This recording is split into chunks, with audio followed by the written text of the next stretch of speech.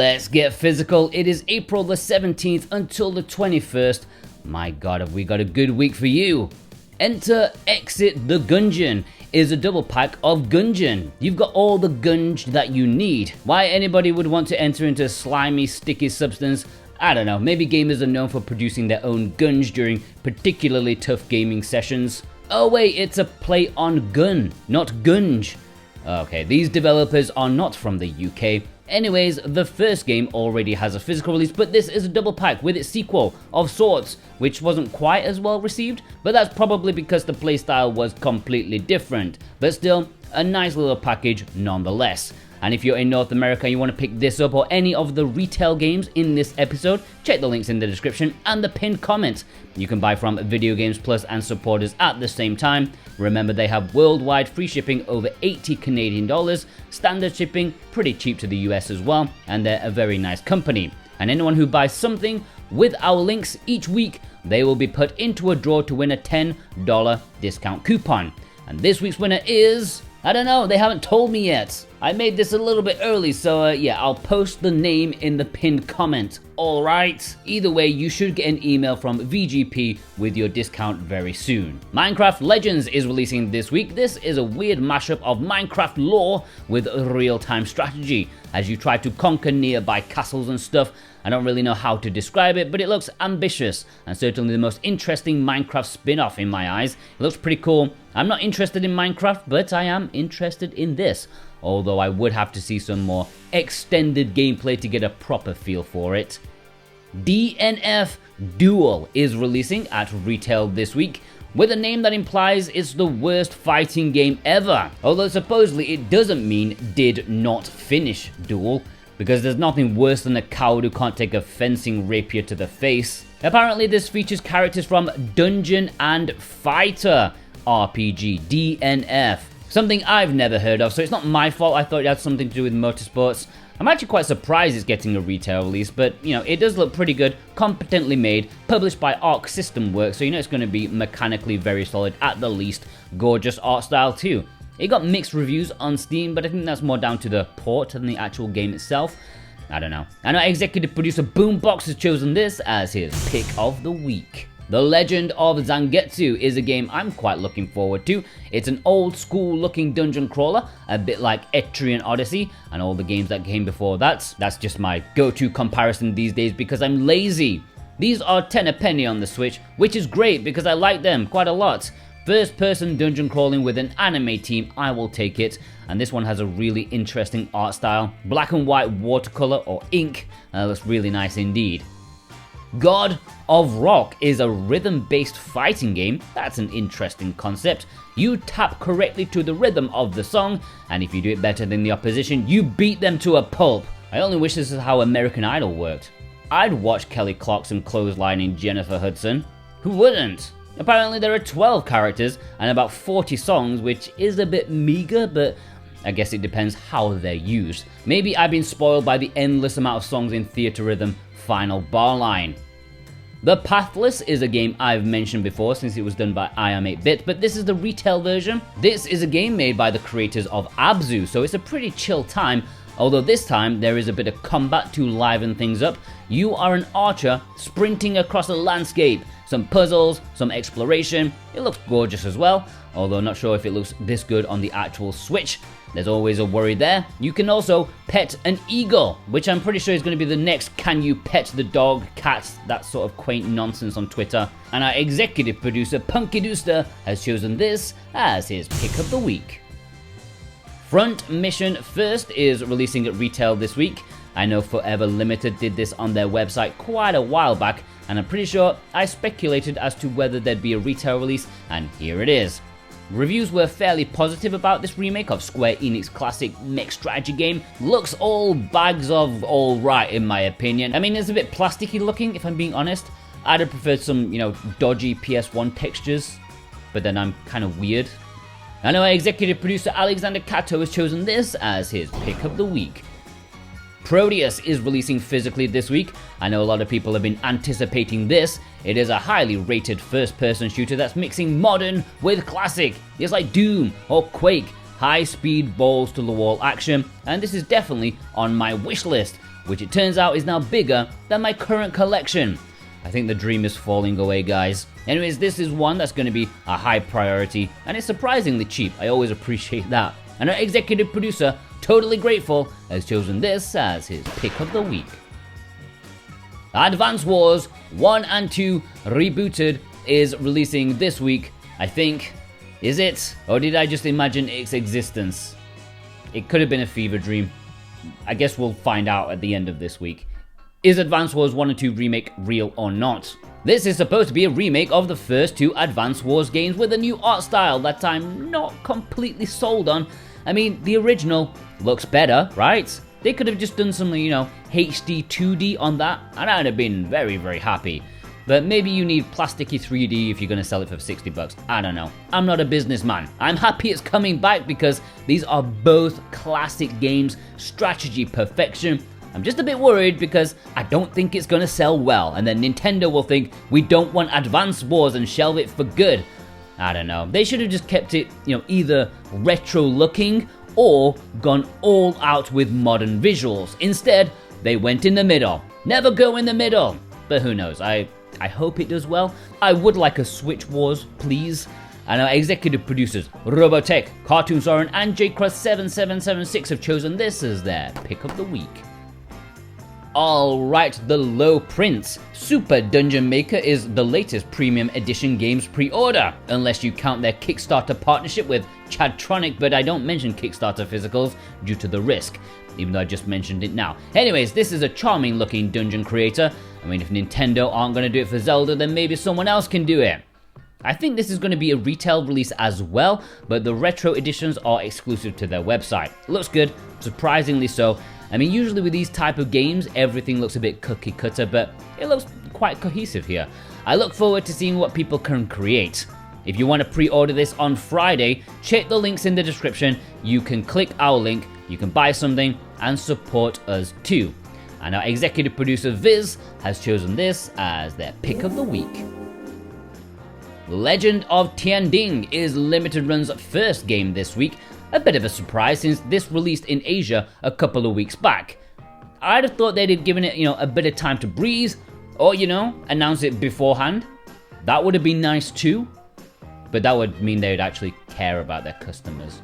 I don't think they do. As I've said a few times, I've mentioned this game quite a lot, it's a pretty sweet action game, and I'm sure a few of you have it already via, Asia as we speak. It's probably on the plane right now to you.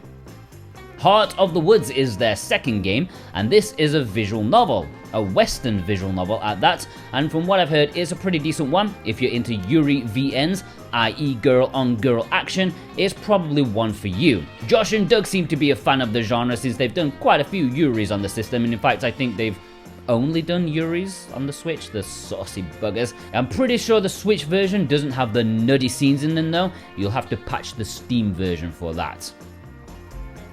Papetura. Alright, this is a bit of an odd one. It seems there is a new low print company on the horizon, and this time they're called Feardemic, a company owned by Bloober Team, and they have a suspiciously generous offer for you. Papetura for $17, a physical Switch cartridge for $17, brand new, free shipping to North America and Europe, $17. That just seems too good to be true. Either that or low print companies have been scamming us all day long. And even if you live elsewhere, you'll be looking like $20, which I almost don't believe. It's almost too generous to be true. I was even considering not mentioning it at all, since, it just screamed scam, scam, scam, scam, scam, scam, scam, scam, scam. But it's a Bloober Team, and they're pretty reputable. So I don't know. This is a very unique game, and it's made from handcrafted paper. Literally everything you see in this game is made with papier-mâché, stuff like that, and it looks really cute. And you know what? $20. I put my money down to give it a shot. I will let you know in 6 months if that was a wise choice or not. Did I get scammed for $20? If I did, okay, well, it's $20. It's a pretty clever scam if true. Alright, we're heading into the imports. Play Asia territory. Yeah, if you want to import any of the amazingly delicious games this week, then please consider using our Play Asia links below in the description and the pinned comment, because that is really the #1 way you can support us, and I do thank you from the bottom of my heart. And if you click our link and buy something, you can also get a nice 5% off with our current discount code SWTV23. But please remember to click our link first. That's always how to support somebody, yeah? Even if people have codes and stuff, just click the link. That's always the most important thing. Final Fantasy Pixel Remaster is coming this week. Oh yes, the 6 original Final Fantasy games on one cartridge. It's like I'm having a sexual fever dream right now. This is actually better than sex, to be fair. I mean, you know, my wife's nice, but she's not Final Fantasy VI. Now, as you know, Square Enix are doing a Western physical on their web store, but they handled it horrendously bad.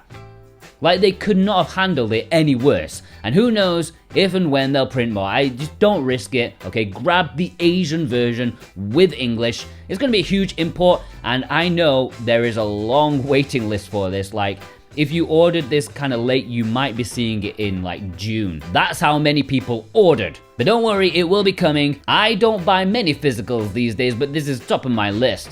The 6 original games looking and sounding and playing better than they ever have. Oh god, it's like is this a dream? Is this a dream? I don't know. And our executive producers, Ozgolo, Precision Plague, Dane Wilkinson, Issa, Vey, Thorn Metal Luna, Alex M, Jennifer M, God of Resin, and Instacritic have chosen this as their pick of the week. Because they know what's up. Buccanyar, I don't know how to say it, is another one I'm quite looking forward to. I'm not expecting this to be a great game, but it's something a bit different. It's a real-time strategy mixing boat combat and anime girls. It's Waterworld, but with girls who don't drink their own piss. Although maybe that's DLC. I don't know. I'm pretty sure some people would buy that. Maybe I'm crazy to be excited about this one, but you guys know me. This is only releasing physically in Japan and does have English. It's been 100% confirmed, despite people questioning me many times about it. It does, okay? Arcana of Paradise is releasing in Japan this week. I've talked about this game quite a few times before, but under its Japanese title. Now that I know the English name, well, here it is, Arcana of Paradise. This looks to be like a Slay the Spire type of game, as you enter an enemy-filled tower with the only weapon being a deck of cards. Something to that extent. This Japanese release does have English, there's been no word of a Western physical, and there's also a collector's edition which is quite pricey because, you know, it has an actual board game in there. If you like these deck building dungeon crawlers, you'll probably like this game. Kemco RPG Selection Volume 3 is hot on the heels of the recently released Volume 2. This contains Frayne, Dragon's Odyssey, Sephirothic's Stories, As Divine Dios, and Illusions of Falcia, whatever. 4 short budgeted RPGs that are made in RPG Maker, something like that. These all contain English. Perhaps not the best time to release a retro JRPG package the same week as the Pixel remasters. Not a great looking comparison, but I look forward to the Switch eventually getting all 10 volumes or whatever's on the PS4 by now. Coffee Talk Episode 2 is releasing physically in Japan this week with English. Now, you may have heard North America is getting this too in the summertime, I think like July or something, but this Japanese version is much cheaper, like almost half the price, and I believe it should come with a bonus pre-order soundtrack CD, but don't quote me exactly on that. Don't order this on that statement alone, but I read it somewhere, okay? This is a sequel to a popular VN that tries to be a bit like Valhalla, serving drinks, chilling in a coffee shop talking to customers. We will have a review over on VN Paradise, I'm sure, in the near future. And our executive producers, Brent McLean and Parsnip Coffee, have chosen this as their pick of the week. Fitness Boxing Fist of the North Star is releasing physically in Asia this week with English. Yes, I've been asked so many times about this game. I don't know why. It released physically in Japan without English, but since the Western eShop release like not too long ago, Asia has come to the rescue with a good English physical version. So if you're looking to get fit while looking as manly as humanly possible, then this is really your only option. Forget the gym, forget your Zumba class, you need Fist of the North Star Boxing. It's the only way you can get ripped. Akibastrip Undead and Undressed Director's Cut is releasing in Japan this week. This will be either a game you love or hate, because during combat, you strip people of their clothes. I don't know, I like to give it a try just to see if the gameplay is as janky as I've been told, and totally nothing to do with ripping people's clothes off. Not at all. Japan is also getting Canon, a key, VN, and Hyper High Speed Genius. Neither of these have English, sadly. Alright, let's jump into the community spotlight.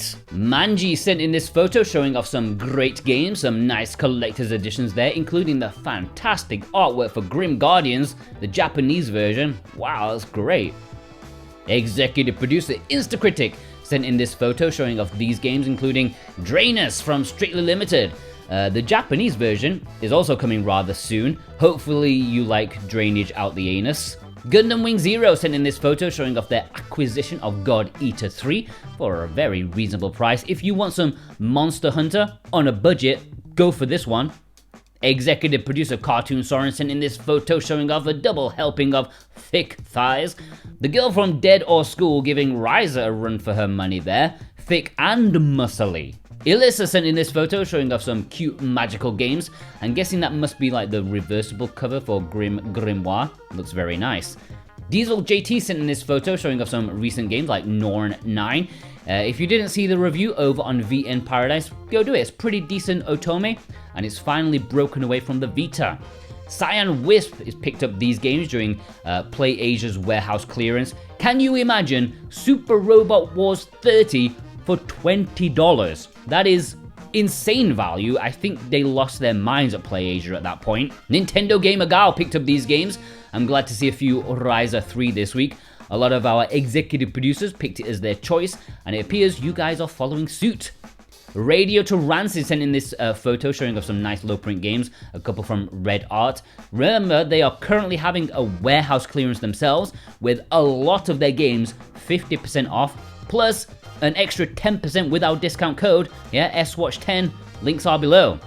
Executive producer Alex M sent in this photo showing off the long forgotten Game Builder Garage. I almost don't believe Nintendo kind of forgot about it too. They just like threw it out there and then that was it. I don't even think it released physically in North America. Am I remembering that correctly? Executive producer Offone sent in this photo showing off Cult of the Lamb, which finally released at retail. I think I brought it up in last week's episode. I know a lot of people like this game.